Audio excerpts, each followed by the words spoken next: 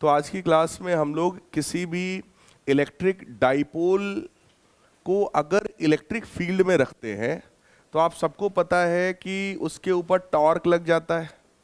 भाई अगर मान लो इस तरीके का इलेक्ट्रिक डाइपोल है और इस इलेक्ट्रिक फील्ड में हम लोगों ने ये कोई एक डाइपोल रखा है, ये चार्ज था -q और ये वाला चार्ज था +q और इनके बीच का डिस्टेंस बेटा 12 था और एंगल हम लोगों ने कुछ अज्यूम कर लिया था थीटा के बराबर। तो अगर थीटा एंगल पर इंक्लाइंड कोई इलेक्ट्रिक डाइपोल है तो डाइपोल क्या होता है? It is just system of two equal and opposite charges. कोई भी चार्ज अगर इलेक्ट्रिक फील्ड में रखा है बेटा तो एक ही कॉन्सेप्ट है, उस पर फोर्स लगेगा।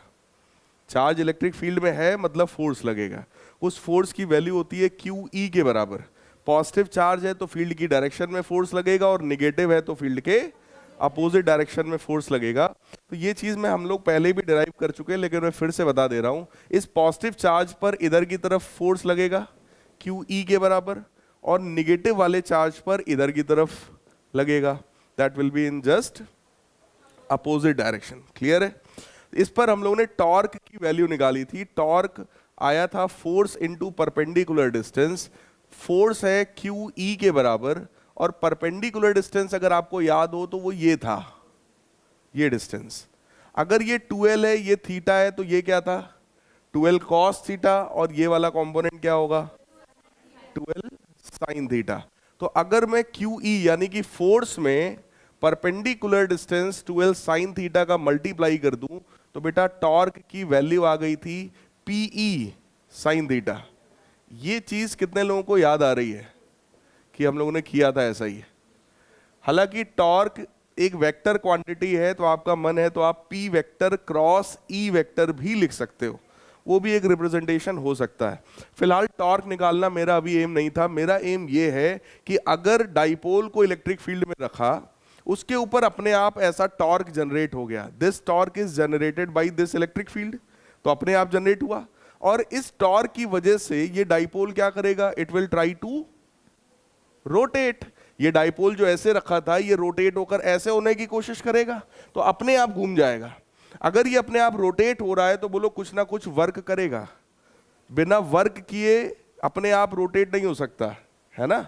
सो there must be some work done in the rotation of this electric dipole. तो हम लोग वही वर्क निकालने चल रहे हैं। So we are going to calculate work done इन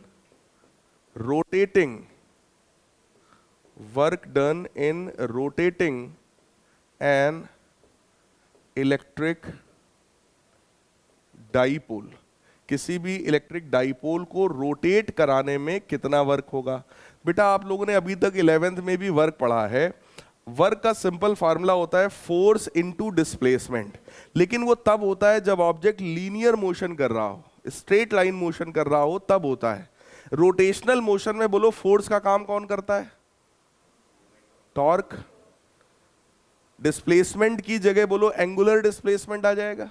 तो अब अगर हम लोग वर्क निकालने की कोशिश करेंगे तो that work will be equal to tau into d theta, यानी कि फोर्स की जगह टॉर्क आ गया और डिस्प्लेसमेंट की जगह एंगुलर डिस्प्लेसमेंट आ गया, मतलब एंगल आ गया। तो ये हो गया रोटेशनल वर्क, या आप कह सकते हो work done in rotation of the dipole. Clear है? अब इसमें हम लोग इसको दोनों तरफ बेटा इंटीग्रेट करेंगे। जैसे ही इंटीग्रेट करेंगे we will get total work. ये जो dW है इसका क्या सेंस है? dW का मतलब है it is amount of work which is done for rotating the dipole by an very small angle d theta.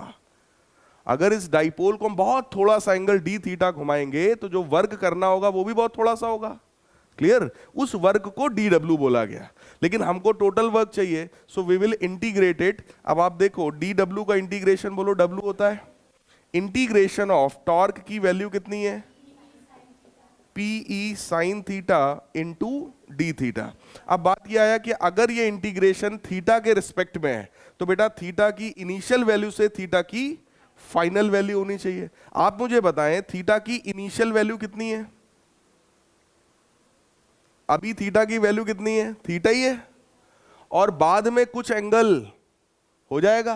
Finally अगर ये जीरो एंगल तक आना चाहता है, बोलो जीरो एंगल पर आएगा तभी इक्विलिब्रियम में पहुंचेगा ये। इसका मतलब ये कहां से कहां तक रोटेट होना चाहता है? थीटा से 0 तक। क्या ये बात समझ में आई? अभी ये थीटा एंगल बना रहा है, कब तक घूमेगा?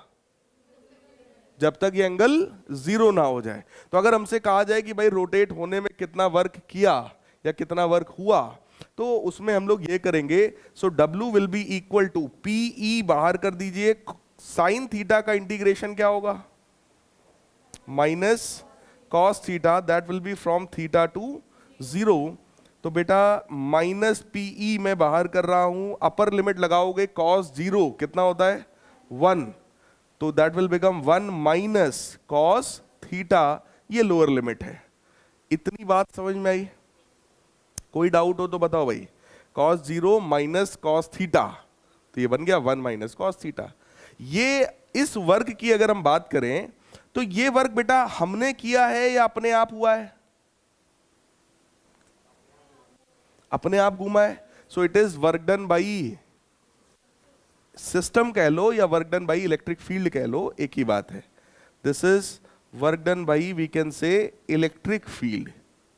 सिस्टम भी ठीक है, सिस्टम भी अगर आप लिखते हो तो चलेगा कि ये जो सिस्टम है इसने अपने आप ये वर्क किया।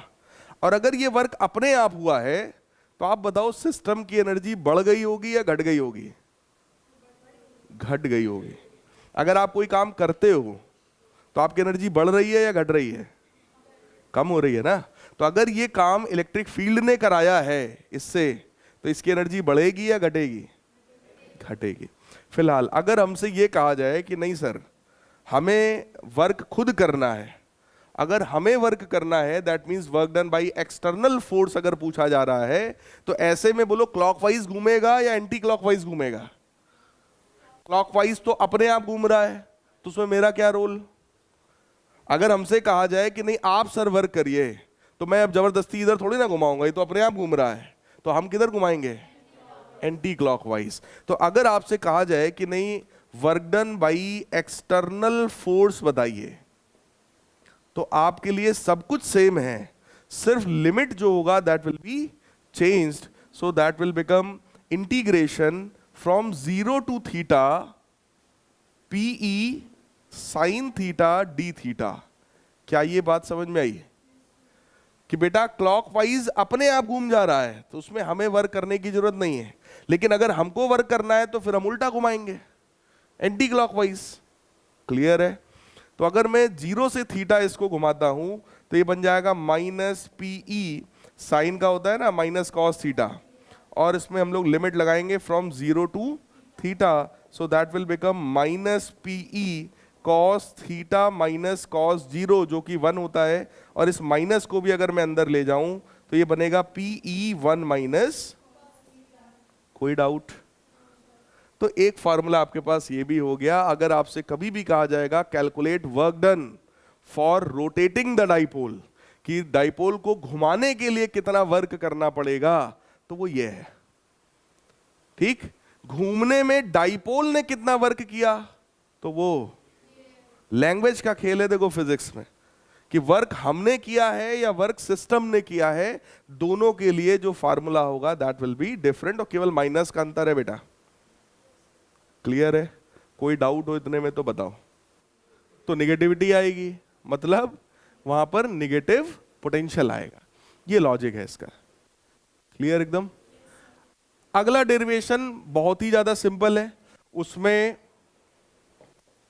Electric potential at equatorial position, भाई सेकंड वाला था इक्वेटोरियल पोजीशन,